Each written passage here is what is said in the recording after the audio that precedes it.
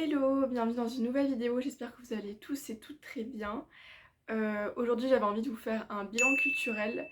Donc cette année j'avais envie d'élargir un peu plus mes supports. Ça ressemble un peu à une vidéo favori, sauf que là ça sera vraiment axé sur des choses que j'ai pu voir, des choses que j'ai pu écouter, des choses que j'ai pu lire.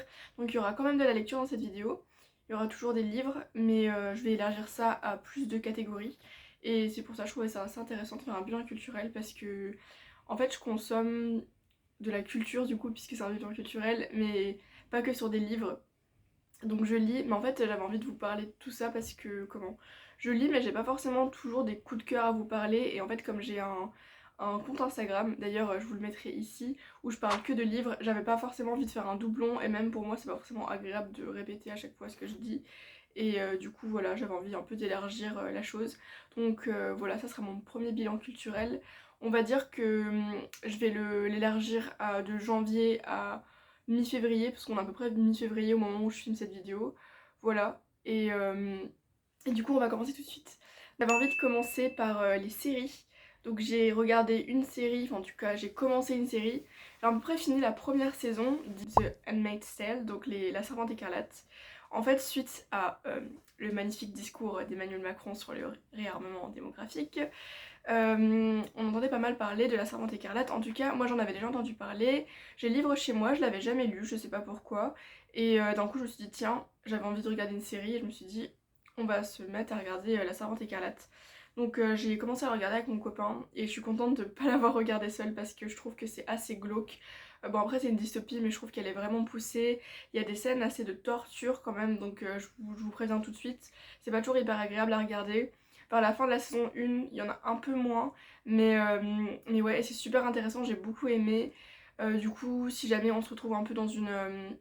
on se retrouve aux États-Unis où justement le taux de fertilité a énormément baissé et les femmes qui ont déjà eu des enfants, généralement elles sont kidnappées et il y a toutes les personnes qui ne sont pas d'accord avec ce qui se passe avec le soulèvement politique qui se passe dans la ville, donc c'est un soulèvement assez religieux, donc c'est comme s'il y avait une espèce de secte, enfin une secte, en tout cas il y avait quelque chose d'assez religieux et très conservateur qui avait gouverner les États-Unis. Et après on se rend compte que c'est assez mondial. L'infertilité se retrouve sur toute la planète. Donc après c'est dystopique. Hein. Mais c'est vrai que on a tendance à assez vite voir un peu des choses liées à notre société actuelle et c'est assez flippant. Même s'il faut se dire que c'est vraiment une dystopie, il faut réussir à se dire que c'est pas notre réalité parce que sinon je trouve que c'est assez déprimant et moi je vous avoue que quand j'ai regardé ça j'étais assez choquée. Je suis contente de l'avoir regardé avec mon copain et d'être accompagnée en regardant ça parce que c'est assez prenant surtout avec comme je vous ai dit les scènes de torture. Et du coup voilà, donc il y a les servantes écarlates, donc c'est les femmes qui ont déjà eu des enfants, qui sont là pour faire des enfants aux grands dirigeants. Donc en gros les personnes on voit vraiment une distinction, donc il y a les personnes qui sont riches, qui sont infertiles, des couples riches qui sont pas fertiles, et du coup ils ont cette servante écarlate, après ils ont deux servantes de manière générale, ils ont une servante qui font, je sais plus exactement comment elle s'appelle, mais ils ont une servante qui fait les tâches ménagères, tout ça, et ils ont une servante écarlate qui est du coup habillée en rouge, toujours avec un voile blanc, enfin un voile blanc, une espèce de chapeau blanc pour cacher son visage. Elle doit très très peu parler et son rôle en gros c'est elle est enfermée dans sa chambre entre guillemets. Ils la nourrissent bien parce qu'ils veulent qu'elle soit en bonne santé pour pouvoir tomber enceinte et une fois par mois ils font une cérémonie.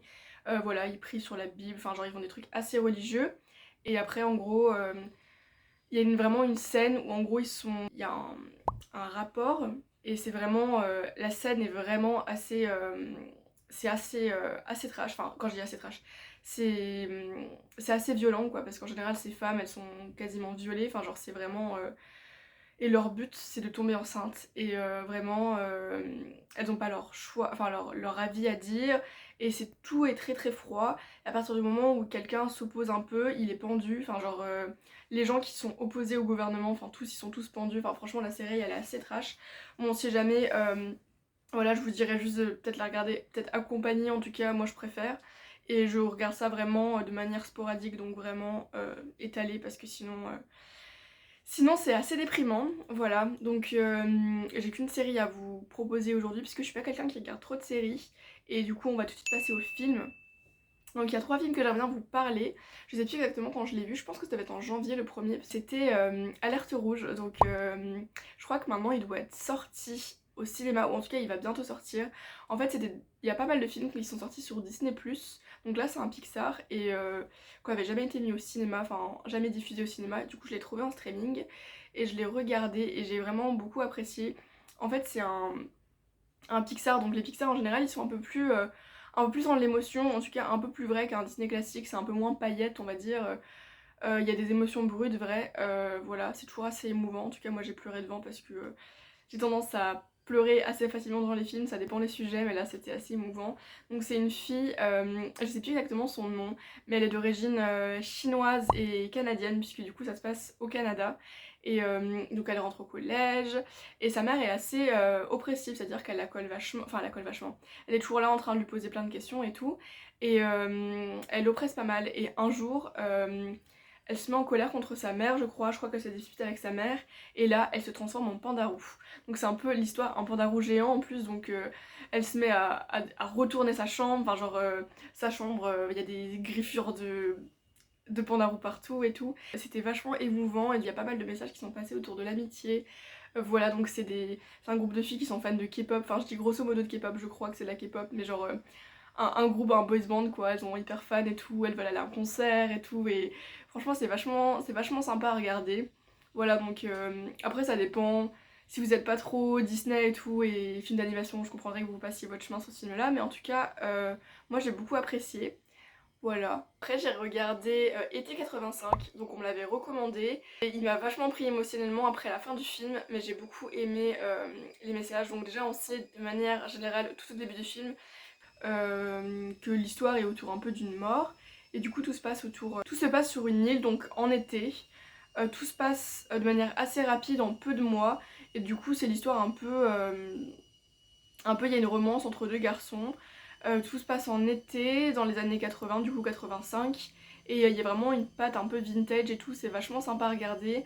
Ça se transforme assez vite en thriller. Je sais pas si on peut dire vraiment un thriller, mais en tout cas, il y a vraiment quelque chose d'assez psychologique autour du film là. J'ai beaucoup aimé la fin, et la fin m'a beaucoup prise émotionnellement parce que c'est assez prenant. Après, comme je vous dis, il y a une mort, donc c'est assez prenant. Et, euh, et voilà. Et j'ai beaucoup aimé les messages qui sont passés autour du premier amour, et j'ai trouvé ça hyper intéressant. La manière qui est dit qu'il faut pas idéaliser la personne, notamment au niveau du premier amour, parce qu'on a tendance à être vachement pris émotionnellement. Et justement, le message de ce film, et comme l'expliquait un des personnages à la fin, c'est l'importance c'est comment de se détacher en fait de ce premier amour, et voilà c'est hyper intéressant. Je trouvais que c'était assez lié du coup à Call Me By Your Name, même si j'ai beaucoup moins aimé Call Me By Your Name. Bon après moi de manière générale ne me tapez pas sur les doigts, j'ai un peu de mal avec Timothée Chalamet, mais j'ai un peu du mal avec cet engouement de tous ces acteurs.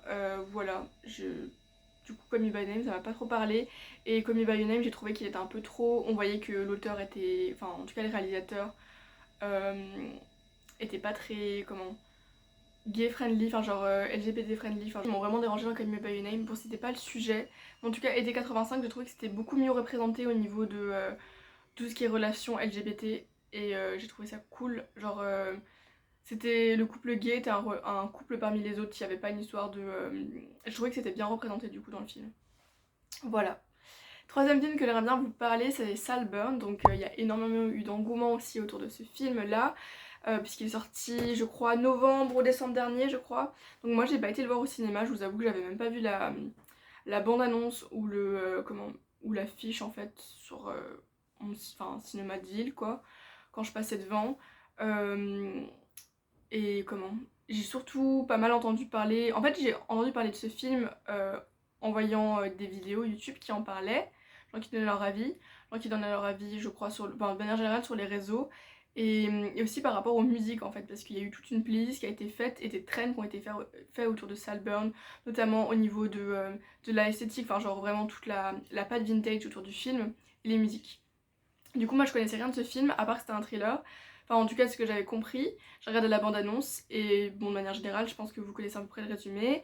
C'est une amitié entre les garçons, Et il y a un garçon qui invite l'autre dans sa villa familiale, donc vraiment un énorme château. Et à partir de là, il se passe des choses. Voilà, on sait juste que il va se passer des choses un peu décadentes, donc qu'il va y avoir pas mal de soirées, qu'il va y avoir de la drogue, qu'il va y avoir du sexe, et c'est tout ce qu'on sait. Et à partir de là, on apprend que ça tourne un peu à la catastrophe. Alors, moi je voulais parler, il y a beaucoup de gens qui ont été choqués par... Il y a des scènes un peu que certains diraient choquantes ou inappropriées. Moi je trouve qu'elles sont vraiment importantes pour l'ambiance du film. Donc c'est un thriller, donc moi ça ne m'a pas choqué plus que ça. Bon, les scènes elles sont pas normales, genre... voilà, on comprend, c'est pour essayer de comprendre que le personnage n'est pas forcément sain d'esprit. Et du coup, j'ai trouvé ça normal. Après, moi, je suis quelqu'un qui aime lire des thrillers ou avec des protagonistes qui deviennent un peu fous. Enfin, en tout cas, c'est ça pour moi le but d'un thriller. C'est ça que j'ai trouvé intéressant. Donc, ça ne m'a pas choquée. La fin ne m'a pas dérangée non plus. Voilà. J'ai regardé des avis aussi d'autres personnes et genre des interprétations de la fin.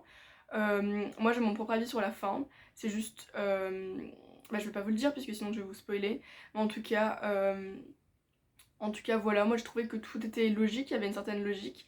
Ce que j'ai beaucoup aimé, c'était vraiment cette différence d'argent. Donc, on a deux protagonistes, enfin, surtout un protagoniste et après, oui, deux protagonistes.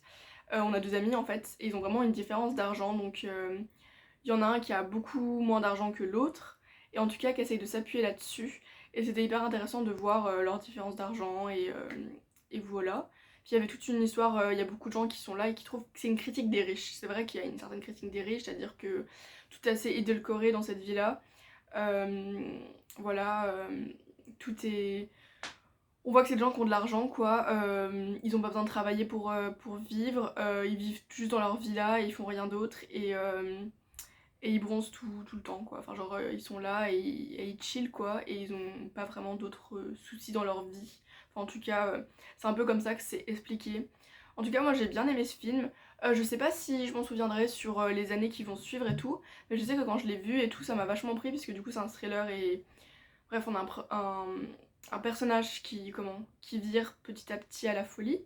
Et vraiment, j'ai trouvé ça vachement sympa. Enfin, après, c'est un thriller, quoi. Je pense que je me souviens plus facilement de Bunny que de celui-là. Voilà. On va parler maintenant de vidéos YouTube, puisque je regarde pas mal de vidéos YouTube, voilà, de manière générale.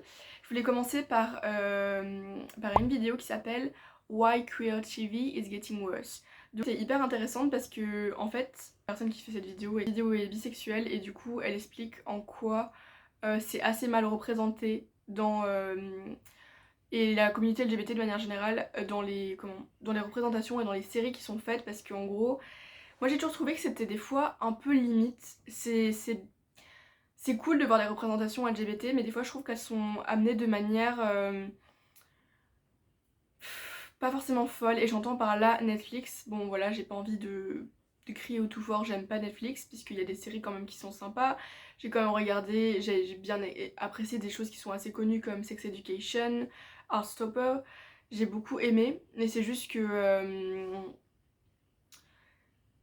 a des choses qui sont un peu dérangeantes, et c'est ça qu'elle explique dans sa vidéo que j'ai trouvé intéressante. Elle explique en gros que le but des séries, c'est qu'il y ait plus de gens qui les regardent. Et du coup, il y a toute cette histoire de fétichisation des gays de manière générale. Donc en gros, cette histoire un peu de...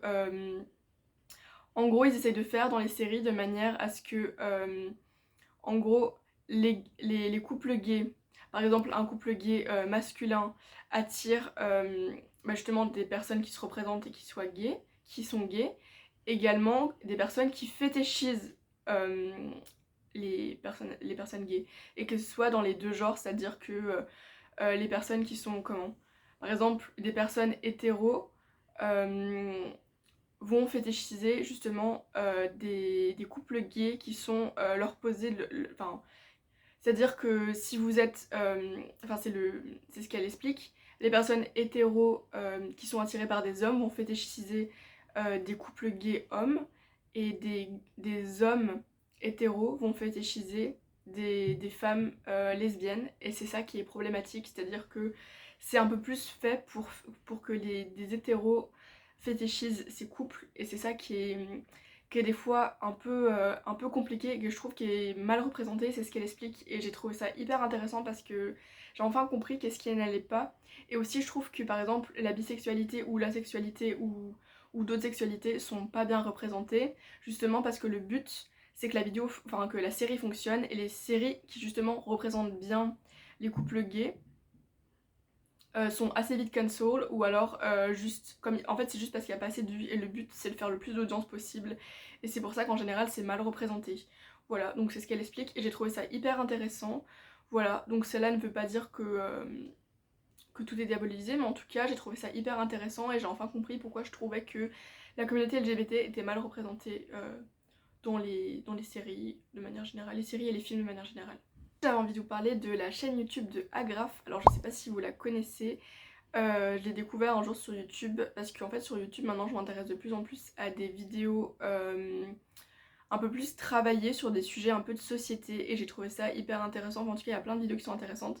J'ai pas envie d'en citer une en particulier puisque en vrai toutes ces vidéos sont vachement intéressantes. Elle parle pas mal de la représentation justement LGBT, lesbienne aussi puisque du coup elle est lesbienne, et du coup elle explique pas mal, elle fait pas mal de vidéos sur le sujet. Elle parle aussi de vidéos de société.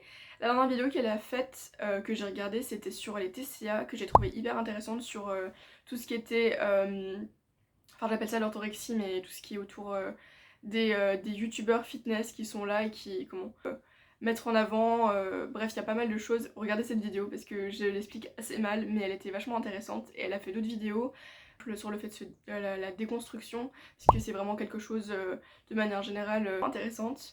Donc voilà, il y a des vidéos sur les TCA, il y a une vidéo sur la déconstruction aussi de l'opinion, il y a pas mal de vidéos sur justement les clichés sur la communauté gay, sur la communauté lesbienne aussi. Il y a pas mal de choses aussi historiques sur la communauté lesbienne.